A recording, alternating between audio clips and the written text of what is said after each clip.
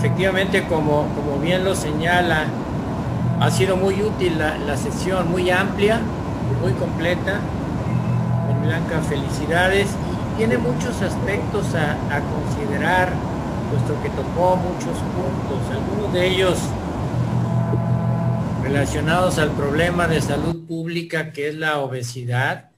Yo puedo decirles que en el área a la que me dedico, enfermedades del hígado, pues la obesidad está íntimamente relacionada con el mayor problema de salud que vamos a ver en estos años y en la segunda mitad de este siglo, que es el hígado graso, cirrosis por hígado graso, personas que no beben alcohol o que beben alcohol de manera moderada, pero sí les puedo decir que va a ser la principal causa de cirrosis y está siendo ya la principal causa para trasplante de hígado, de manera que como problema de salud pues es muy evidente.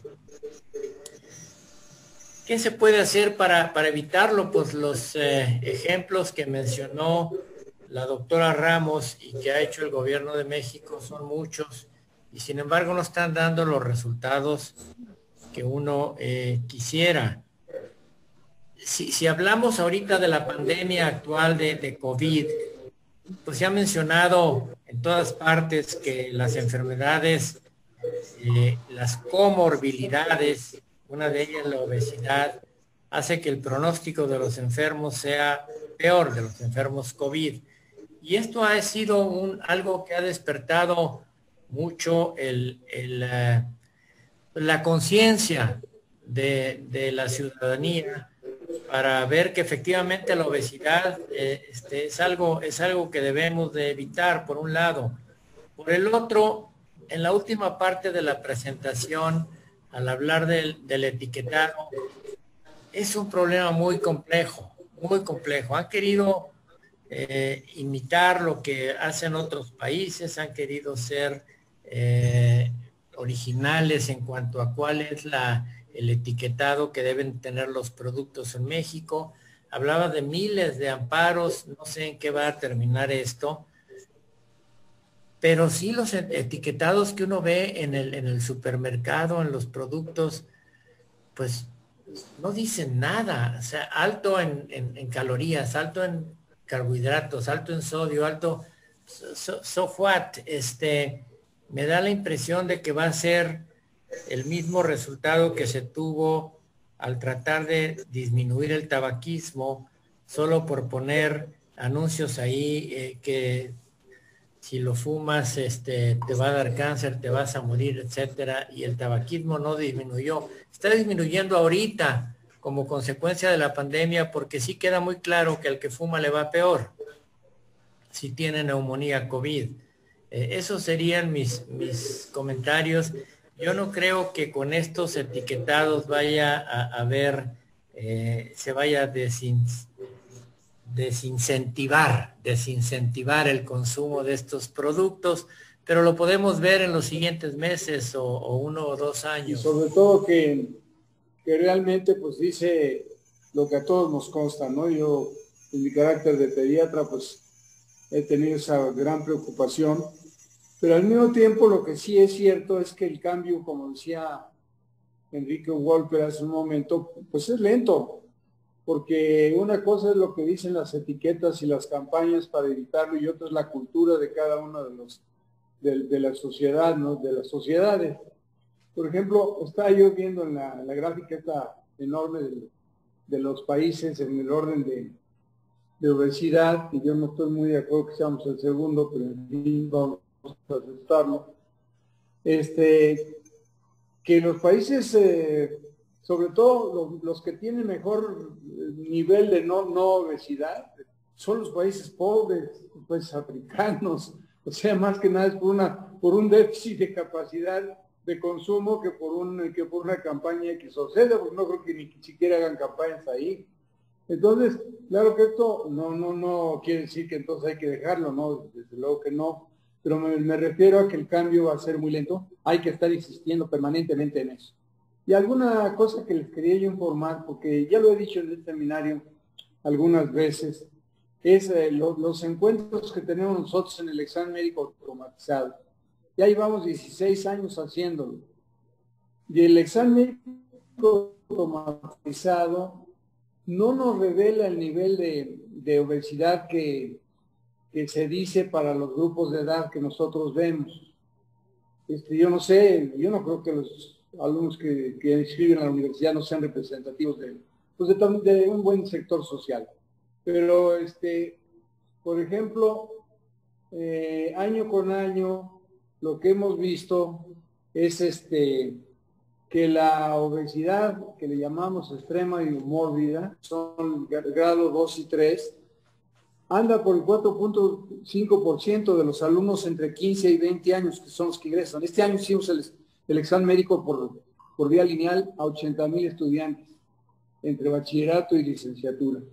Y el promedio que me da es el 4.5 del total. Desde luego, el 14 también tienen el sobrepeso, y no nos dirigimos a la obesidad tipo 1 porque queremos poner atención, más que nada para fines de prevención, en los muchachos que tienen la obesidad grado 2 y 3, o sea, de los que tienen 35 o más por ciento de masa corporal.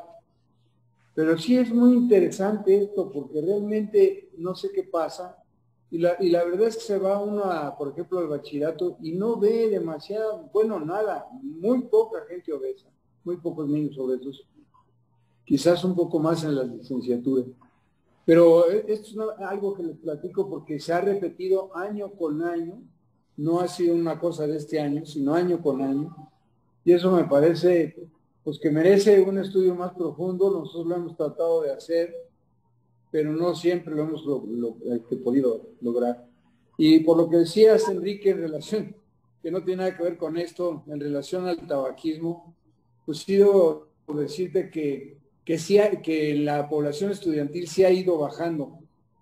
En la población de estos 80,000, solamente el 1% tiene un consumo de 4 o más cigarrillos al día. El 1%. Y en cambio, el consumo, no diario, pero consumo de marihuana es del 2% de esta población. Entonces, sí ha bajado muchísimo el consumo de tabaco. Y yo sí veo una actitud muy distinta en los niños de ahora en relación a esto. Ojalá que también se repitiera para estas sustancias que producen la obesidad, el exceso de azúcar, sobre todo, y el exceso también de algunas de las grasas saturadas. Muchas gracias. Primero, muchas felicidades a María Blanca, muy interesante. El otro comentario es, yo tengo entendido que México ocupa el lugar número 1 en obesidad infantil, y sí, seguido de Estados Unidos. No sé, por lo menos hasta hace 2 años éramos el lugar número 1. Efectivamente, después aparentemente hay cierto condicionamiento mental y la gente se pone a hacer ejercicio, dieta, y ya llegan a preparatoria y a facultad los que llegan con no tanto índice de sobrepeso, pero a nivel infantil es impresionante, y eso pues claro que cambia mucho la mortalidad del país en general. Y una pregunta para el doctor Wolper. Tengo entendido que por arriba de 40 años empieza a haber hígado graso en toda la población, y que se calcula que después de 60 años el 100% de la población tiene algún grado de hígado graso. ¿Esto es cierto, doctor Wolper? Si puedo contestar, yo pienso que no. Sí, la prevalencia es alta, quizá en la población adulta alrededor del 25%, y este hígado graso no solo tiene que ver con la obesidad, ustedes lo saben muy bien, tiene que ver con otros factores, obesidad central, es decir, la que se acumula en el abdomen, pero hay otras cosas, hay todo lo que se conoce como síndrome metabólico, en donde puede haber diabetes franca, o bien un estado de prediabetes con resistencia a la insulina, elevación de triglicéridos, el colesterol bueno protector, que es la lipoproteína de alta densidad muy baja, en fin, otros factores, hipertensión arterial, que se acompañan de obesidad central para realmente llegar a hígado graso o esteatohepatitis o cirrosis, pero la prevalencia es menor, tocayo. Gracias por la pregunta. La obesidad también puede tener no solamente problemas, sino también problemas de tipo endógeno, como por ejemplo puede ser el hipotiroidismo. El problema de ahorita es el COVID y el refrigerador. Entonces, los aspectos de depresión, los aspectos mentales y sobre todo el estrés han hecho que muchos pacientes y mucha gente esté subiendo de peso. Y eso es muy importante y sobre todo yo creo que, como lo acaban de mencionar ustedes, ahorita hay que tratar la obesidad y el COVID. ¿Qué es lo que está pasando? Hay muchos estudios y estamos aprendiendo de nuevo. Los comentarios que hizo Enrique, lo felicito. Y nosotros como cirujanos es bien importante que no solamente es la grasa del hígado, sino es toda la grasa intraabdominal, que es realmente muy peligrosa y que en un momento determinado puede producir algunos otros aspectos. Lo mismo todos los procedimientos que se están haciendo, como la liposucción, etcétera, que tienen un riesgo muy alto. Y yo estoy de acuerdo con ustedes. Las famosas etiquetas no van a servir de nada. Es un gasto innecesario. Es una educación. Y yo creo que en el mundo entero, todos los niños estamos calcados con el matriarcado. Yo creo que la educación de la madre sobre todo y enseñarles a los niños qué deben y qué no deben de comer es lo más importante. Y para terminar, el ejercicio. Es bien importante el ejercicio precisamente para no tener este tipo de problemas.